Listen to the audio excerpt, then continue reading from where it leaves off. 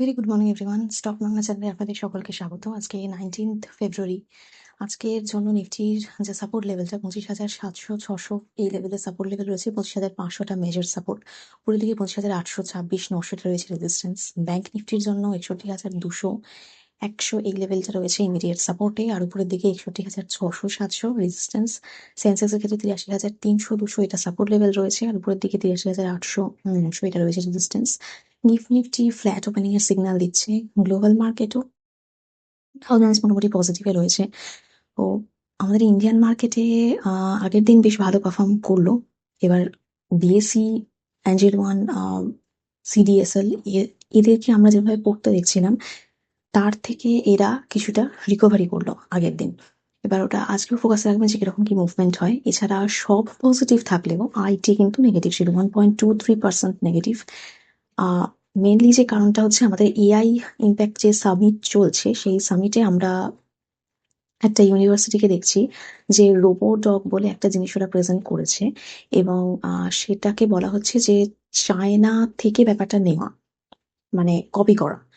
তো সেই খবরটাই আগের দিন প্রচুর ছিল, এবং সেই জন্যই একটা ফল, মানে এআই কে নিয়ে একটা ফল রয়েছে, তাই জন্য আইটি সেক্টরের এরকম একটা ফল আমরা দেখতে পাচ্ছি। এছাড়াও আইটি কিন্তু বেশ মানে ভালো রকম ভাবে পড়তেই দেখছি আইটিকে, তো ফোকাসে থাকবে আইটি সেক্টর। সমস্ত স্টকগুলো রয়েছে সেগুলো ফোকাসে রাখবেন। এছাড়া Jio alternative investment manager limited, ওরা যেটা ওদের সাবসিডিয়ারির মতো, মানে ফুল ওন সাবসিডিয়ারি যেটা রয়েছে, তারা চাইছে যে আরো ভালো করে ইনভেস্টররা যারা রয়েছে, হাই নেট যে ইনভেস্টররা রয়েছে, ইনস্টিটিউশনাল ইনভেস্টররা যেদেরকে আর কি তারা যাতে ইনভেস্ট করে সেইটা ওরা চাইছে।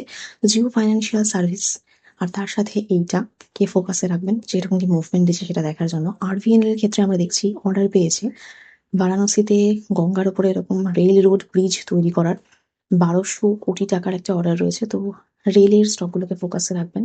মানে এটা তো আর কালকেই হয়ে যাচ্ছে না এরকম, বা টাকাটা ওরা পুরোটা এখন পেমেন্ট পাচ্ছে না, কিন্তু যেহেতু অর্ডার পাচ্ছে সেই জন্য রেলওয়ে স্টককে ফোকাসে রাখবেন দেখার জন্য। এছাড়া বিইএর এর ক্ষেত্রে আমরা দেখছি স্যাফরনের সাথে জয়েন্ট ভেঞ্চার করছে একটা ফ্রেঞ্চ মিসাইল হ্যামার রেডি করার জন্য, তো সেটাও ফোকাসে থাকবে ডিফেন্সের স্টকগুলো।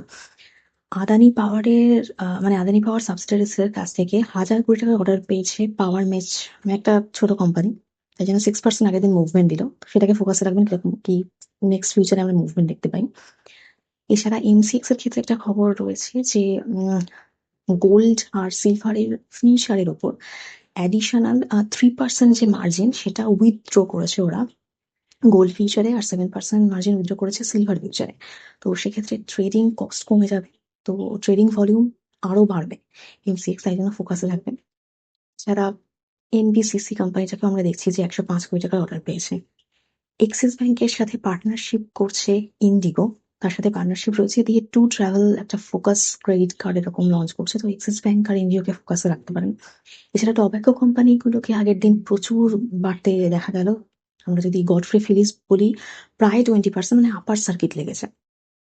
ফোকাসে রাখবেন ওগুলো, তার কারণ হচ্ছে সরকার যা বলে দিয়েছে টোব্যাকোর প্রাইস তো বাড়ছে, এবং সেটার জন্য কোম্পানির প্রফিট বাড়বে, তো সেই জন্য ইনভেস্টররা ইন্টারেস্টেড, তাই জন্য ওটাকে আমরা বাড়তে দেখছি। এছাড়া এফআইআইও আমরা আগের দিন দেখলাম যে 1,154 কোটি মতো বাইং হয়েছে, ভালো ইন্ডিয়ান মার্কেটের জন্য সেটা। যেটা কল্যাণ জুয়েলার্স এর ক্ষেত্রে আমরা দেখছি যে প্রমোটার 4.65 মানে 4.5 লাখ মতো শেয়ারের প্রাইস বলছি না, এত কটা শেয়ার ওরা আর কি নিজেরা আবার কিনেছে। এটা কল্যাণ জুয়েলার্স এর জন্য একটা কিরকম কি মুভমেন্ট দেয় তার জন্য এটা ফোকাসে রাখবেন। এছাড়া ওসিসিআরপি, যেটা কি হচ্ছে organised crime and corruption reporting project, তারা আদানি কোম্পানির উপর আবার একটা অ্যালিগেশন লাগিয়েছে যে 2023-এ এইরকম 3 বিলিয়ন মতো ইনভেস্টমেন্ট রয়েছে, সেটা অফশোর ইনভেস্টমেন্ট, যেটা আদানি গ্রুপের স্টকে করতে দেখা গেছে, এবং যেটা মানে এমনি মনে হচ্ছে যে বাইরের ফরেন ইনভেস্টররা করেছে, কিন্তু অ্যাকচুয়ালি আদানি গ্রুপই বাইরে থেকে নিজেদের উপর ইনভেস্টমেন্ট করেছে, তো সেটা একটা অ্যালিগেশন রয়েছে।